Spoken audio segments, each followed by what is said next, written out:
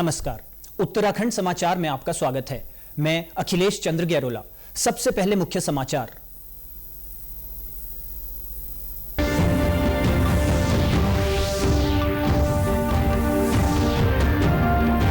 प्रधानमंत्री नरेंद्र मोदी के लोकप्रिय कार्यक्रम मन की बात के 10 वर्ष पूरे। स्वच्छता को लेकर उत्तरकाशी के सीमावर्ती गांव झाला के धन्यवाद प्रकृति पहल का प्रधानमंत्री ने दिया उदाहरण। मुख्यमंत्री पुष्कर सिंह धामी ने देहरादून में तो सांसद अजय भट्ट ने हल्द्वानी में सुनी मन की बात। मुख्यमंत्री ने कहा, बेहतरीन कार्य करने वाले लोगों को बढ़ता है हौसला।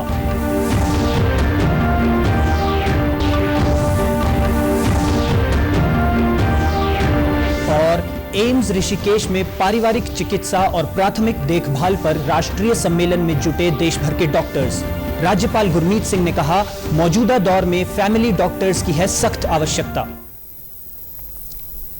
अब समाचार विस्तार से।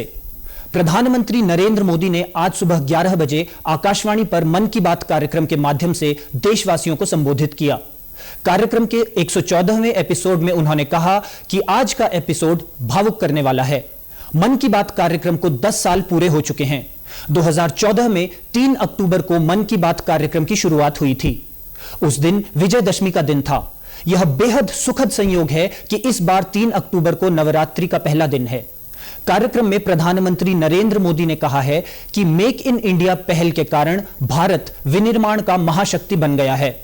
इस अभियान से गरीब, मध्यम वर्ग और एमएसएमई को काफी लाभ मिल रहा है और इसने हर वर्ग के लोगों को अपनी प्रतिभा दिखाने का अवसर प्रदान किया है। प्रधानमंत्री ने लोगों से आने वाले त्योहारी सीजन के दौरान मेड इन इंडिया उत्पाद खरीदने का आग्रह किया। इस वर्ष 2 अक्टूबर को 10 वर्ष पूरे करने जा रहे स्वच्छ भारत मिशन की सफलता का जिक्र करते हुए प्रधानमंत्री ने कहा कि इस मिशन से लोगों के बीच वेस्ट टू वेल्थ मंत्र लोकप्रिय हो रहा है। उन्होंने कहा कि लोग रिड्यूस, रीयूज और रिसाइकल के बारे में बात करने लगे हैं।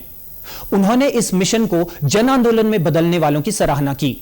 साथ ही कहा कि यह महात्मा गांधी को भी सच्ची श्रद्धांजलि है, जिन्होंने अपना पूरा जीवन इसी उद्देश्य के लिए समर्पित कर दिया। प्रधानमंत्री ने उत्तराखंड के उत्तरकाशी के सीमावर्ती गांव झाला का उदाहरण देते हुए कहा कि गांव के युवाओं ने अपने गांव को स्वच्छ रखने के लिए एक विशेष पहल धन्यवाद प्रकृति की शुरुआत की है। प्रधानमंत्री नरेंद्र मोदी के मन की बात कार्यक्रम को आज प्रदेश भर में उत्साह और उत्सुकता के साथ सुना गया। मुख्यमंत्री पुष्कर सिंह धामी ने देहरादून स्थित गुच्चू पानी में शहीद दुर्गामल्ल मंडल के कार्यकर्ताओं के साथ बैठक कर इस कार्यक्रम को सुना। आकाशवाणी से प्रसारित प्रधानमंत्री मोदी के मन की बात कार्यक्रम का यह 114वां एपिसोड था। मीडिया से बातचीत में मुख्यमंत्री धामी ने कहा कि पिछले 10 वर्षों में प्रधानमंत्री नरेंद्र मोदी ने जनता के बीच काफी सकारात्मक संदेश दिए हैं। प्रधानमंत्री ने आज भी उत्तराखंड का उल्लेख किया है और उत्तरकाशी के झाला में चलाए जा रहे स्वच्छता अभियान को लेकर लोगों का मनोबल बढ़ाया है। मुख्यमंत्री ने कहा कि प्रधानमंत्री नरेंद्र मोदी अपने मन की बात कार्यक्रम में उन लोगों का जिक्र करते हैं जो लोग लंबे समय से अपने क्षेत्र में अच्छा कार्य कर रहे हैं।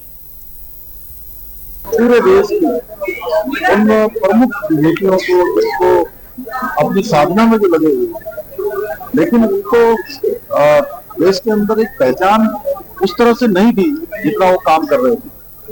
माननीय प्रधानमंत्री जी ने जब से उनको मन के एपिसोड में शामिल किया, पूरे देश के अंदर उनको पहचान मिली, दुनिया के अंदर पहचान मिली, साथ ही उन सबका प्रोत्साहन हुआ और अनेक जो लोग छोटे छोटे स्थानों पर बड़े बड़े काम कर रहे थे, वो पूरे देश दुनिया की नजर में आए और लोगों के लिए भी प्रेरणा के स्रोत बने।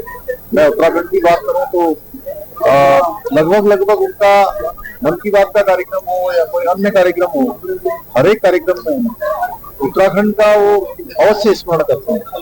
आज भी उत्तरकाशी के हमारे गांव का उन्होंने जिक्र किया, जहाँ स्वच्छता का अभियान उस ग्राम के लोगों के द्वारा चलाया जा रहा है। निश्चित रूप से मैं प्रधानमंत्री जी का अभिनंदन करता हूँ कि एक नई प्रेरणा पूरे देश दुनिया को मिली है। तो वहीं दूसरी ओर नैनीताल ऊधम सिंह नगर के लोकसभा सदस्य अजय भट्ट ने हल्द्वानी स्थित आवास विकास कॉलोनी के बूथ संख्या 26 में कार्यकर्ताओं के साथ प्रधानमंत्री के मन की बात सुनी। इस मौके पर उन्होंने कहा कि प्रधानमंत्री के मन की बात से कई नई जानकारियां मिलती हैं। जो हमें पहले पता नहीं होती। 114वें 114th एपिसोड। हर एपिसोड में आपने कुछ न कुछ देखा, सीखा। जो पता भी नहीं होता है हम लोगों को, वो बातों का ज्ञान हमको होता है। उत्तर काशी में क्या हुआ, केरल में कौन क्या कर रहा है, उड़ीसा में कैसा हुआ, केरल में क्या हो रहा है, पश्चिम बंगाल में क्या हो रहा है, देश में कैसे कैसे विद्वान हैं, कैसे कैसे त्यागी लोग हैं, कैसे कैसे लोगों ने वो सपने जो आम आदमी सोचता है उनको साकार कर दिया है। कैसी जगह मेरी माताओं बहनों ने सूखी हुई नदी में पानी पैदा कर दिया है, एक किस्म से स्रोत जागृत कर दिए हैं। ये तमाम चीज़ें, ये मन की बात को सुनने से, देखने से हमको प्रेरणा मिलती है। बढ़ती हुई बीमारियों के दौर में पारिवारिक चिकित्सा और प्राथमिक देखभाल करने वाले डॉक्टरों की सख्त जरूरत है। राज्यपाल गुरमीत सिंह आज एम्स ऋषिकेश में पारिवारिक चिकित्सा एवं प्राथमिक देखभाल पर छठे राष्ट्रीय सम्मेलन के समापन कार्यक्रम में शामिल हुए। 2 दिवसीय राष्ट्रीय सम्मेलन में देश भर के डॉक्टर्स ने हिस्सा लिया। कार्यक्रम में राज्यपाल ने सराहनीय सेवाएं देने वाले डॉक्टर्स को सम्मानित भी किया। राज्यपाल ने कहा कि पारिवारिक चिकित्सा एवं प्राथमिक देखभाल स्वास्थ्य सेवाओं की आधारशिला है। पारिवारिक चिकित्सक परिवार के सभी सदस्यों की स्वास्थ्य स्थिति को समझकर बेहतर इलाज प्रदान कर सकते हैं। कई मामलों में इलाज की आवश्यकता कम, बचाव एवं काउंसलिंग की जरूरत ज्यादा होती है। कई परिवार या व्यक्ति अपने खानपान, तनाव, घरेलू हिंसा, परेशानी या व्यक्तिगत परेशानियों के बारे में पारिवारिक चिकित्सक की सलाह लेना पसंद करते हैं। इसलिए फैमिली मेडिसिन और प्राइमरी केयर चिकित्सकों की अत्यंत आवश्यकता है।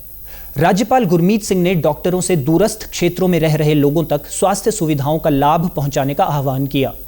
कार्यक्रम में बताया गया कि एम्स ऋषिकेश ने फैमिली मेडिसिन और सोशल आउटरीच सेल के जरिए राज्य के सुदूरवर्ती क्षेत्रों में अभी तक 1.5 लाख से अधिक मरीजों की घर घर जाकर देखभाल की है। गांव और मलिन बस्तियों में कम्युनिटी वेलनेस कार्यक्रम, टेलीमेडिसिन और ड्रोन के जरिए सुविधाएं प्रदान की गई हैं। उत्तरकाशी के विकासखंड डुंडा में हिटाणु स्थित विश्वविद्यालय में निःशुल्क चिकित्सा शिविर आयोजित किया जा रहा है। परमार्थ निकेतन और कोलकाता की एक संस्था की ओर से आयोजित शिविर में 65 से ज्यादा दिव्यांगजनों ने पंजीकरण कराया है। इन्हें कल 30 सितंबर को राज्यपाल निःशुल्क कृत्रिम सहायक उपकरण प्रदान करेंगे। 65 पेशेंट हम लोग चूज किया जिनका हाथ पैर बन सकता है। उसमें से 8 पेशेंट का मेजरमेंट अभी हुआ है। 8 पेशेंटों का काम चल रहा है। अभी दूर दूर से पेशेंट आने वाले हैं, बोलते लेट से आ रहा है। जैसे जैसे वो आ रहा है वैसे वैसे उनका मेजरमेंट किया जा रहा है। 3 दिवसीय शिविर में गुड़गांव स्थित निजी अस्पताल के चिकित्सक लोगों के स्वास्थ्य की जांच कर रहे हैं। साथ ही शिविर में दिव्यांगजनों को उनकी जरूरत के मुताबिक कृत्रिम अंग, व्हीलचेयर, ट्राइसिकल, बैसाखी उपलब्ध कराई जानी है। 3 दिनों से चल रहा है, जिसमें हमने 350 से ज्यादा मरीज देखे हैं। इसमें कार्डियोलॉजिस्ट है, चेस्ट फिजिशियन है, उसके अलावा पीएमडी का टेस्ट कर रहे हैं, पीएलपी कर रहे हैं हम लोग। सबका ईसीजी, ब्लड प्रेशर और शुगर सारी जांच यहाँ पे हो रही है। और जो भी इस मरीज यहाँ पे आ रहे हैं उनको दवाइयाँ जो है वो फ्री में दिया जा रहा है। और अब तक हम लोगों ने 350-400 पेशेंट देख चुके हैं, जिसमें हार्ट के पेशेंट हैं, बहुत सारे लोग जिनको हड्डियों की दिक्कत है, तो उसकी हड्डियों की जांच की गई है और उनको डॉक्टर द्वारा परामर्श दिया गया है और उनको मेडिसिन भी दी गई है। बागेश्वर में स्वच्छता ही सेवा अभियान के तहत रेड क्रॉस की ओर से जगह जगह स्वच्छता के प्रति लोगों को जागरूक किया जा रहा है। रेड क्रॉस सोसाइटी की ओर से आज बागेश्वर नगर क्षेत्र में स्वच्छता के प्रति जागरूक लोगों को गुलाब का फूल भेंट कर सम्मानित किया गया। वहीं नदी गांव और दयागढ़ बाईपास में कई महीनों से टेंट में रह रहे 10 से अधिक परिवारों को हाइजीन किट और किचन सेट देकर उनसे अपने आसपास स्वच्छता बनाए रखने की अपील की गई। रेड क्रॉस सोसाइटी के चेयरमैन संजय शाह जगाती ने बताया कि सोसाइटी स्वच्छता अभियान में लगातार कार्य करती है। भारतीय रेड क्रॉस सोसाइटी जनपद बागेश्वर की ओर से स्वच्छता ही सेवा जो पखवाड़ा चल रहा है, इसके अंतर्गत आज ये जंगल के समीप जो यहाँ पर मजदूर वर्ग हैं, इन लोगों को रेड क्रॉस सोसाइटी बागेश्वर द्वारा हाइजीन किट और बर्तनों का एक सेट उपलब्ध कराया गया। इसी के साथ अभी तक के समाचार समाप्त हुए। दूरदर्शन समाचारों से जुड़े रहें। मिलते हैं फिर शाम 6:30 बजे के बुलेटिन में। नमस्कार।